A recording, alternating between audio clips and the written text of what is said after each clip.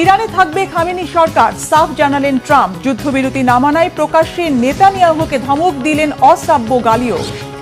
Iran Israel যুদ্ধবিরতির পর কমতে শুরু করেছে জ্বালানি তেলের দাম, চাঙ্গা হচ্ছে পুঁজিবাজারও। এতে কি আশ্বস্ত হওয়া যাবে? ইরানের উপর আমেরিকার হামলায় সমর্থন ছিল কিছু আরব দেশের, খুশিও হয়েছিলেন তারা। কারা সেই বিশ্বাসঘাতক? তেহরান কি চিনতে পেরেছে? আসসালামু আলাইকুম, দেখছিলেন Bangla vision world news headline. আমেরিকার প্রেসিডেন্টের এক ধমকে ইরানের উপর বোমা হামলা বন্ধ করতে বাধ্য হয়েছে নেতানিয়াহু সরকার। মঙ্গলবার মার্কিন প্রেসিডেন্ট ডোনাল্ড ট্রাম্প যুদ্ধবিরতির ঘোষণা দিলেও তা লঙ্ঘন করে পাল্টাপাল্টি হামলা চালাচ্ছিল ইরান ও ইসরায়েল। এক পর্যায়ে চরম ক্ষুব্ধ প্রেসিডেন্ট ট্রাম্প প্রকাশ্যে দুই পক্ষকেই অশ্রাব্য ভাষায় গালি দেন। এরপরই ফোন করে ইরানে বোমা না ফেলতে ইসরায়েলের প্রধানমন্ত্রী বেনিয়ামিন নেতানিয়াহুকে কড়া ভাষায় সতর্ক করে দেন তিনি। সেই সঙ্গে সাফ জানিয়ে দেন ইরানি খামেনি সরকার উৎখাতের কোনো আগ্রহ নেই আমেরিকার। এমন অবস্থায় ইসরায়েলের সঙ্গে সংঘাতে কি শেষ পর্যন্ত ইরান আর খামেনি সরকারের জয় হলো? কি বলছেন বিশ্লেষকরা? ডেস্ক রিপোর্টে জানাচ্ছেন রিফাত জামান। প্রকাশ্যে গোটা বিশ্বের ক্যামেরার সামনে ইসরায়েলের বিরুদ্ধে এতটা ক্ষোভ এর আগে জানাতে দেখা যায়নি আমেরিকার কোনো প্রেসিডেন্টকেই। যুদ্ধবিরতি ঘোষণার পরও ইরানের উপর হামলা চালিয়ে যাওয়ায় হোয়াইট হাউসের সাউথ লনে দাঁড়িয়ে বারবারই ইসরায়েলকে কড়া ভাষায় সতর্ক করে দিচ্ছিলেন চরম ক্ষুব্ধ প্রেসিডেন্ট ডোনাল্ড ট্রাম্প। দুপক্ষের বিরুদ্ধে যুদ্ধবিরতি লঙ্ঘনের অভিযোগ এনে রীতিমতো অশ্লীল ভাষা ব্যবহার করে ইরান ও ইসরায়েলকে গালি দিতে শোনা গেছে মার্কিন প্রেসিডেন্টকে, যাকে বিভিন্ন গণমাধ্যম কৌতুক ভরে বোমা হিসেবে উল্লেখ করেছে। তবে এদিন সবচেয়ে বেশি ট্রাম্পের রোষানলে পড়েছিল ইসরায়েল। তাদের পদক্ষেপে তীব্র অসন্তুষ্টি জানিয়ে অবিলম্বে ইরানে বোমা হামলা বন্ধ করে পাইলটদের ঘরে ফিরিয়ে নিতে ইসরায়েলকে নির্দেশ দেন প্রেসিডেন্ট ট্রাম্প। আমাদের যুদ্ধবিরতি ঘোষণার পরও তারা তা লঙ্ঘন করেছে।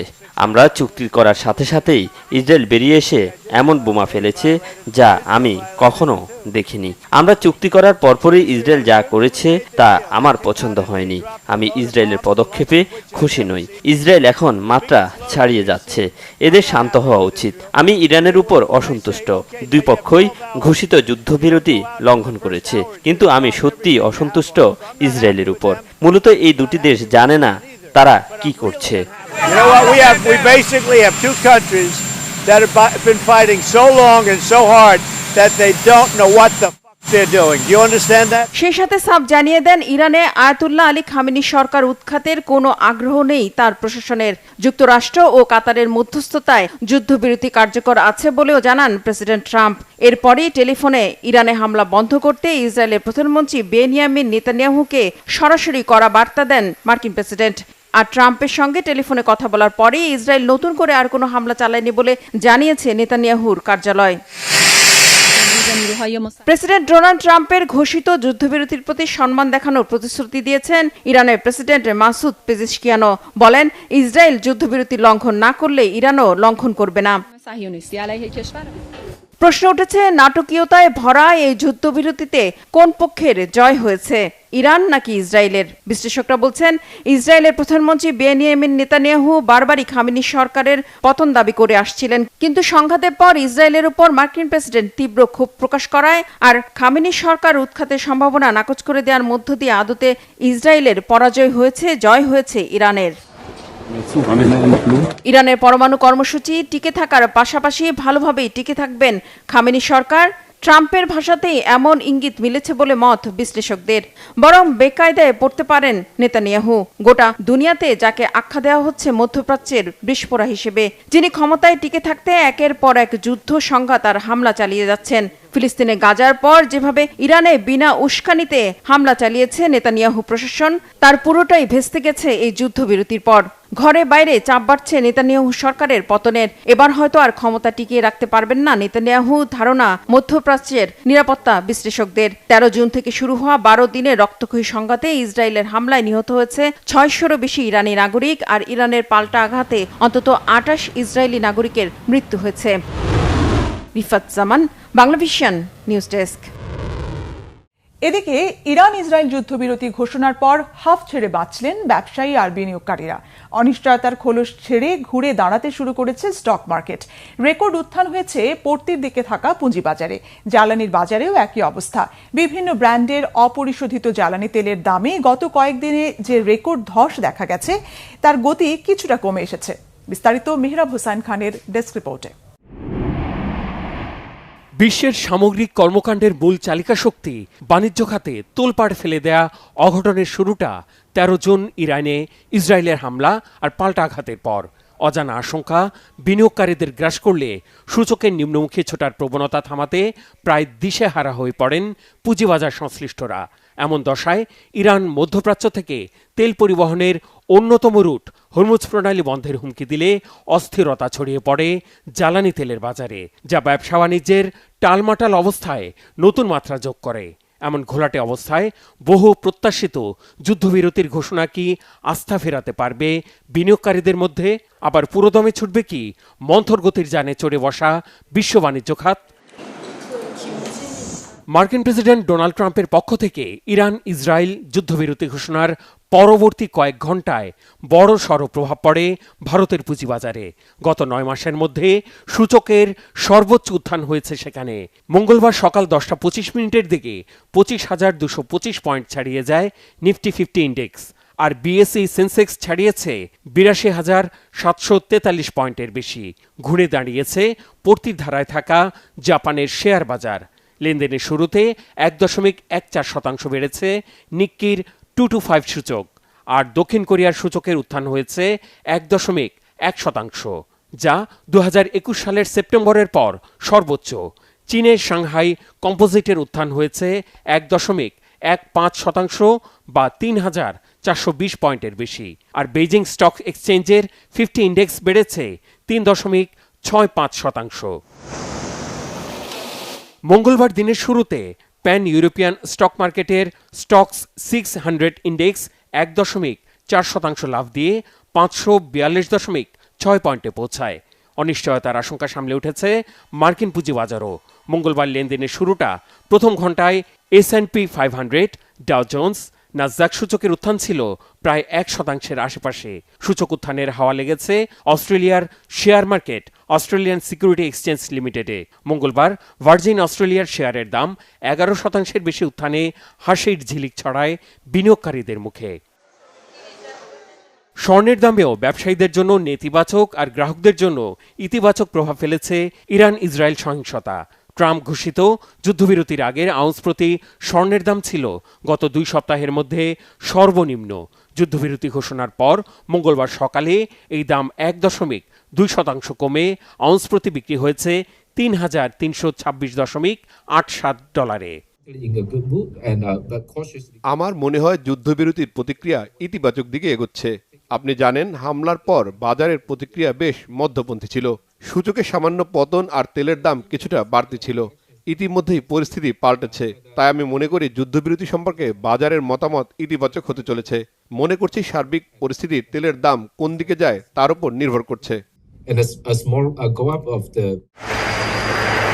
এদিকে যুদ্ধবিরতি ঘোষণার প্রভাবে অপরিশোধিত তেলের দাম দ্রুত পড়তির প্রবণতা কিছুটা থেমেছে। আগের দিন সোমবার ব্যারেল প্রতি ব্রেন্ট ক্রুডের দাম ৩.৮% পড়ে, যার বাজার মূল্য দাঁড়ায় ব্যারেল প্রতি $৬৮.৮। দিনের শেষে কাতারে মার্কিন ঘাঁটিতে ইরানের হামলার পর পড়তির ধারা 7% ছাড়িয়ে যায়, যা গত 2 সপ্তাহের মধ্যে সর্বনিম্ন। বাংলাদেশ সময় মঙ্গলবার বেলা ৩টা নাগাদ এই পতন 9% গিয়ে ঠেকেছে। মেহরাব হোসাইন খান, বাংলা ভিশন, নিউজ ডেস্ক। ইরানের পারমাণবিক স্থাপনায় যুক্তরাষ্ট্রের হামলায় সমর্থন ছিল মুসলিম সংখ্যাগরিষ্ঠ কিছু আরব দেশের। শুধু তাই নয়, গোপনে তারা খুশিও হয়। ইউরেশিয়া গ্রুপের মধ্যপ্রাচ্য ও উত্তর আফ্রিকার ব্যবস্থাপনা পরিচালক দিলেন এমন চাঞ্চল্যকর তথ্য। মধ্যপ্রাচ্যে আমেরিকার প্রভাব নাকি ইরানের সাথে প্রতিবেশী দেশগুলোর শিয়া সুন্নি দ্বন্দ্ব, কোনটি ছিল এমন বিশ্বাসঘাতকতার কারণ? এবারের সংঘাতের মধ্য দিয়ে ইরান কি চিনে নিতে পেরেছে মধ্যপ্রাচ্যে থাকা তার মুসলিম শত্রু দেশগুলোকে? ডেস্ক রিপোর্টে আরও জানাচ্ছেন ইমরান মাহমুদ। সম্প্রতি ইরানের পারমাণবিক স্থাপনায় বোমা হামলা চালিয়েছে যুক্তরাষ্ট্র, এবং এই হামলার প্রতি নীরবে সমর্থন জানায় মধ্যপ্রাচ্যেরই কিছু মুসলিম দেশ। যুক্তরাষ্ট্রের হামলার জবাবে 23 জুন কাতারে অবস্থিত মার্কিন ঘাঁটি লক্ষ্য করে ক্ষেপণাস্ত্র হামলা চালিয়েছে ইরান। হামলার বিষয়টি নিশ্চিত করেছে পেন্টাগন। তবে হামলার পরপরই কাতার, সৌদি আরব, কুয়েত, সংযুক্ত আরব আমিরাত সহ মধ্যপ্রাচ্যের মুসলিম সংখ্যাগরিষ্ঠ দেশগুলো ইরানের বিরুদ্ধে বিবৃতি দেয়। তবে কি ইরানের সাথে বিশ্বাসঘাতকতা করে পশ্চিমাদের সাথে হাত মিলাচ্ছে মধ্যপ্রাচ্যের দেশগুলো? সিবিএন নিউজের একটি প্রতিবেদন মতে যুক্তরাষ্ট্র যখন ইরানের 3টি গুরুত্বপূর্ণ পারমাণবিক স্থাপনায় হামলা চালায় তখন মধ্যপ্রাচ্যের আরব দেশগুলো বিবৃতি দিলেও গোপনে সৌদি আরব ও সংযুক্ত আরব আমিরাতের পক্ষ থেকে এই হামলার প্রতি সমর্থন জানানো হয়। প্রতিবেদনটিতে বলা হয়, ইউরেশিয়া গ্রুপের মধ্যপ্রাচ্য ও উত্তর আফ্রিকার ব্যবস্থাপনা পরিচালক ফিরাস মাকসাদ বলেন, ইরানকে শায়েস্তা করা হচ্ছে বলে এই দেশগুলো গোপনে কিছুটা খুশি হয়েছে। এর কারণ হিসেবে উল্লেখ করা হয়েছে, এসব দেশগুলো শিয়া সংখ্যাগরিষ্ঠ ইরানকে ইসলামের জন্য হুমকি মনে করে।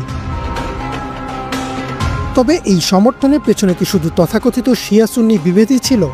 যেখানে যুক্তরাষ্ট্র গাজায় আগ্রাসন চালানোর জন্য ইসরায়েলকে সর্বোচ্চ সামরিক ও নৈতিক সমর্থন দিয়ে আসছে, সেখানে সেই মার্কিন বাহিনীর মেহমানদারিতে ব্যস্ত আরব দেশগুলো। মার্কিন প্রতিরক্ষা বিভাগের 2024 সালে প্রকাশিত Q1 রিপোর্ট অনুসারে মধ্যপ্রাচ্যে মার্কিন বাহিনীর প্রায় 30 থেকে 40 হাজার সৈন্য স্থায়ী ও রোটেশন ভিত্তিতে অবস্থান করছে। সবচেয়ে বড় ঘাঁটিটি কাতারের আল উদেইদ এয়ারবেস, যেখানে প্রায় 10,000 মার্কিন সেনা ও 100-এর মতো বিমান রয়েছে। পাশাপাশি ইরাক, সিরিয়া, সৌদি আরব, সংযুক্ত আরব আমিরাত ও জর্ডানেও মার্কিন সামরিক বাহিনীর উপস্থিতি রয়েছে।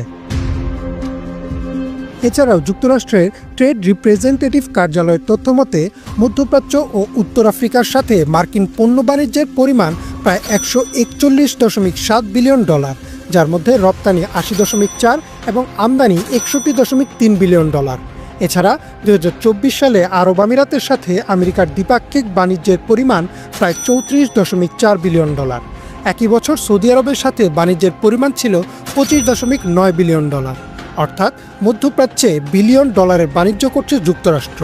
তাই এক্ষেত্রে বলাই যায় যে হয়তো ব্যবসা হারানোর ভয়ে যুক্তরাষ্ট্রের সব কাজের প্রতি সমর্থন দিয়ে যাচ্ছে মধ্যপ্রাচ্যের মুসলিম প্রধান দেশগুলো। অন্যদিকে আরব আমিরাতের সাথে যুক্তরাষ্ট্রের অর্থনৈতিক সম্পর্ক আরও গভীর। দেশটির স্টক ইনভেস্টমেন্টে যুক্তরাষ্ট্র প্রায় $1 ট্রিলিয়ন এবং 2024 সালে এডিয়া ও মাবাডালার মতো সংস্থাগুলো যুক্তরাষ্ট্রের শিল্প, এআই, স্বাস্থ্য ও নবায়নযোগ্য শক্তিতে বিনিয়োগ করেছে। সৌদির ক্ষেত্রে মিশ্র বিনিয়োগ ও প্রযুক্তি সহযোগিতা চলছে।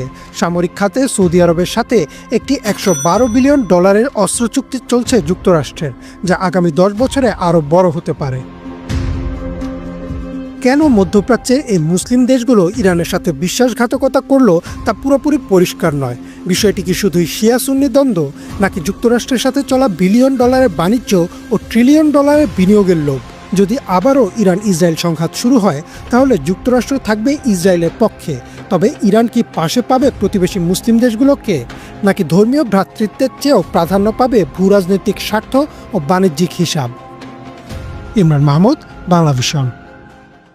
এর আগে গেল 23 জুন রাতে কাতারের রাজধানী দোহার উপকণ্ঠে থাকা যুক্তরাষ্ট্রের আল উদেইদ বিমান ঘাঁটি লক্ষ্য করে মিসাইল হামলা চালায় ইরান। তবে ইরানের মিসাইল হামলায় কোনো আমেরিকান বা কাতারের নাগরিক হতাহত হয়নি। আফগানিস্তান ও ইরাক যুদ্ধে ভূমিকা রাখা এই মার্কিন ঘাঁটিটি যুক্তরাষ্ট্রের জন্য কৌশলগতভাবে খুবই গুরুত্বপূর্ণ। এই হামলার পর কাতার, আমিরাত ও সৌদি সরকার নিন্দা জানালেও স্বাগত জানিয়েছেন ইরানের জনগণ। বিস্তারিত মিরফাজদের আবির ডেস্ক রিপোর্টে। ঘোষণা এসেছে যুদ্ধবিরতির। ইরান ইসরায়েল সংঘাতকে 12 দিনের যুদ্ধ আখ্যা দিয়ে যুদ্ধবিরতির দাবি করেছেন মার্কিন প্রেসিডেন্ট ডোনাল্ড ট্রাম্প। তবে ট্রাম্পের এসব কথা যেন কানেই নিচ্ছে না ইরান। এবার ইরানের টার্গেট মধ্যপ্রাচ্যের মার্কিন সামরিক ঘাঁটি। যুক্তরাষ্ট্রের আল উদেইদ বিমান ঘাঁটি লক্ষ্য করে 23 জুন রাতে ক্ষেপণাস্ত্র হামলা চালিয়েছে ইরান। কাতারের রাজধানী দোহার উপকণ্ঠে অবস্থিত এ ঘাঁটিতে ইরানের একটি ক্ষেপণাস্ত্র আঘাত এনেছে বলে নিশ্চিত করেছে দেশটি। কাতার জানিয়েছে ইরান সব মিলিয়ে 19টি ক্ষেপণাস্ত্র ছুড়েছিল, যার বেশিরভাগই প্রতিহত করা হয়েছে। ইরানের মিসাইল হামলায় কোনো আমেরিকান বা কাতারি নাগরিক আহত হননি। কিন্তু প্রশ্ন হলো, কেন হামলার জন্য কাতারকেই বেছে নিল ইরান? আশঙ্কা করছিলাম এমন কিছুই হবে। আসলে কাতারকে ইরান বেছে নিয়েছে কারণ কাতারে সবচেয়ে গুরুত্বপূর্ণ মার্কিন সামরিক ঘাঁটি রয়েছে। আফগানিস্তান ও ইরাক অভিযানেও এই ঘাঁটি গুরুত্বপূর্ণ ভূমিকা রেখেছিল।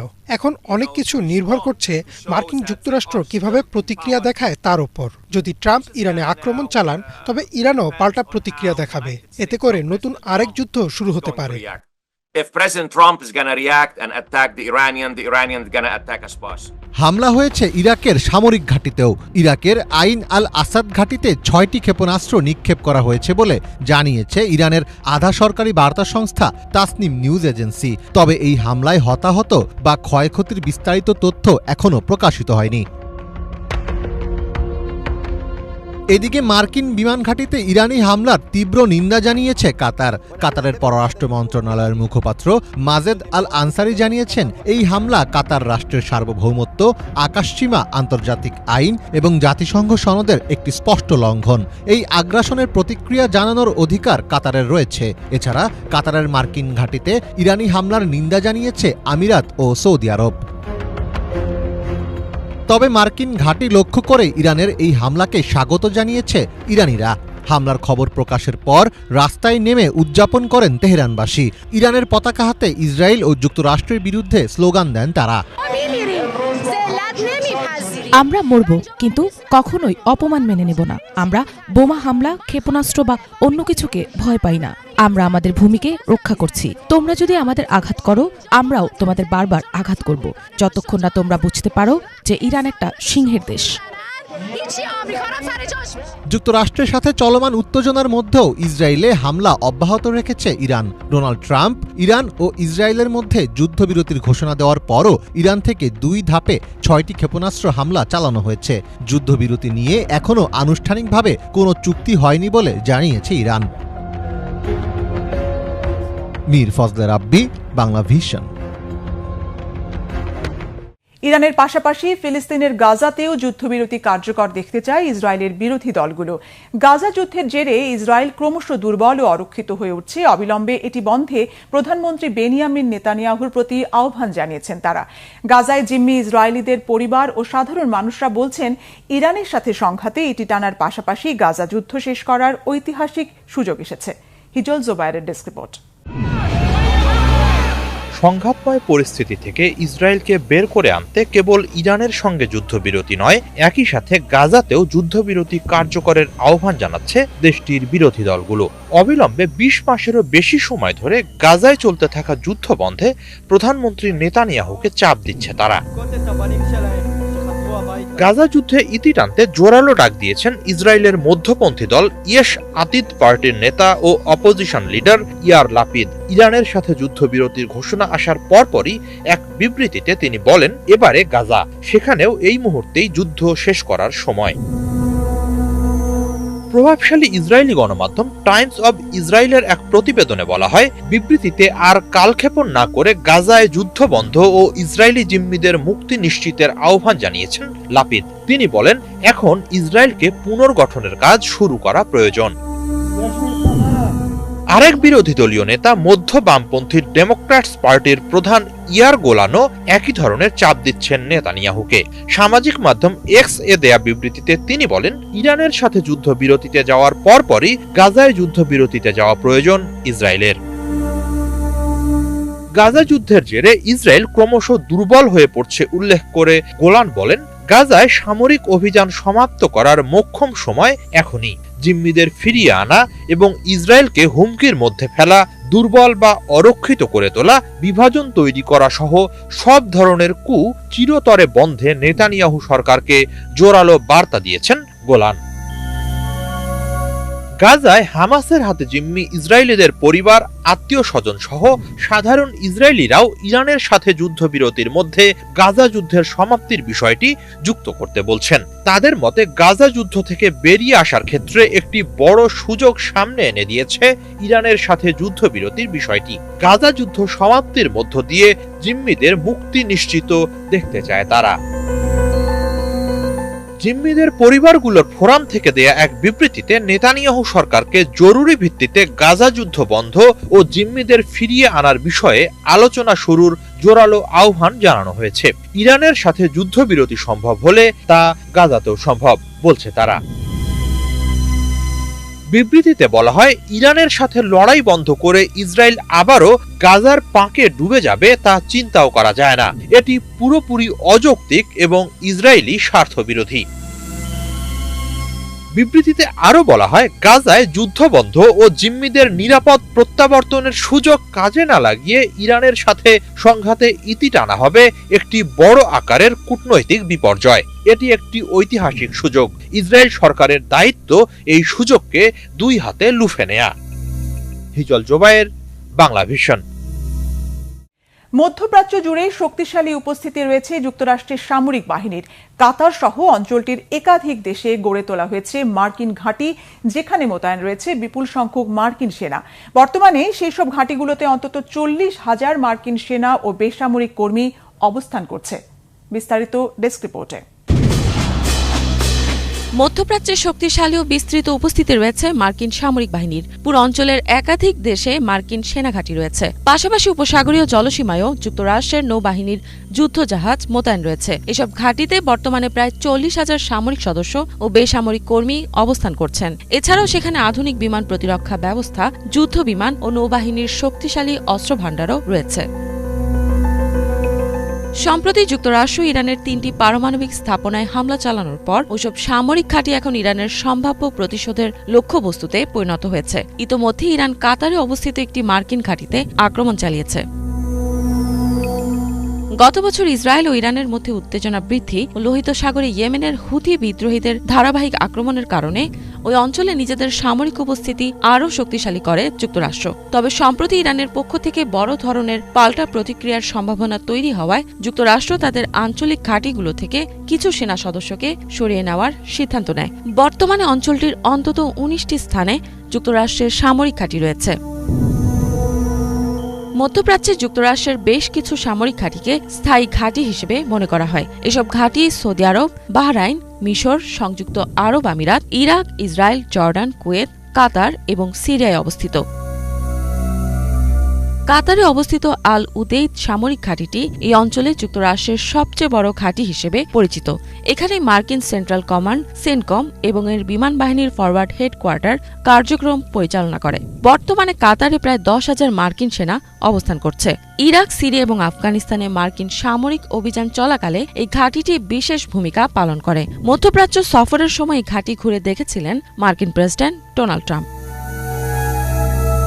বাহরাইনের নেভাল সাপোর্ট অ্যাক্টিভিটি ঘাঁটিতে অবস্থিত মার্কিন নৌবাহিনীর 5ম ফ্লিটের সদর দফতর পারস্য উপসাগর, লোহিত সাগর, আরব সাগর এবং পূর্ব আফ্রিকার উপকূলীয় অঞ্চল পর্যন্ত নৌ তৎপরতা তদারকি করে। এটি মার্কিন সেন্ট্রাল কমান্ডের নৌ বিভাগের কেন্দ্রীয় ঘাঁটি হিসেবেও কাজ করছে। বর্তমানে বাহরাইনে প্রায় 9,000 মার্কিন সেনা মোতায়েন রয়েছে। মধ্যপ্রাচ্যে যুক্তরাষ্ট্রের সামরিক উপস্থিতির অন্যতম গুরুত্বপূর্ণ কেন্দ্র কুয়েত।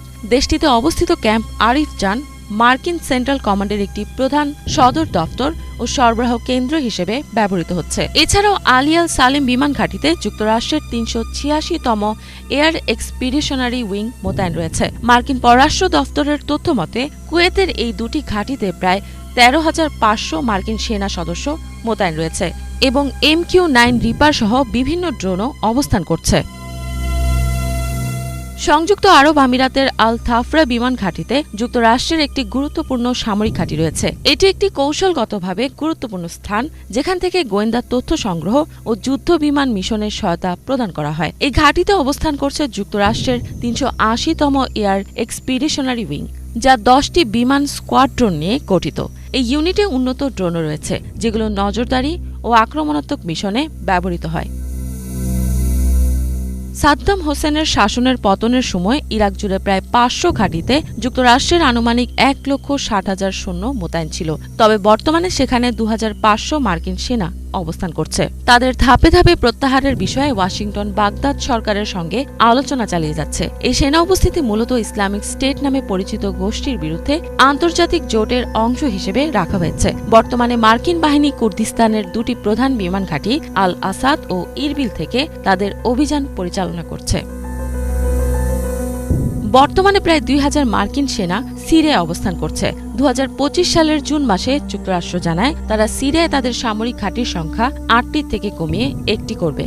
ইসলামিক স্টেট আইএস মোকাবেলায় পূর্বের কৌশলকে ফলপ্রসূ মনে না করেই এই সিদ্ধান্ত নেওয়া হয়েছে বলে জানায় হোয়াইট হাউস। এর আগে 2025 সালের মে মাসে প্রেসিডেন্ট ডোনাল্ড ট্রাম্প সিরিয়ার উপর আরোপিত অর্থনৈতিক নিষেধাজ্ঞা প্রত্যাহারের ঘোষণা দেন এবং নতুন নেতৃত্বের সঙ্গে আলোচনার আগ্রহ প্রকাশ করেন। 2024 সালের শেষের দিকে বাশার আল আসাদকে সরিয়ে দেশটির শাসন ক্ষমতায় আসেন আহমেদ আল শারা।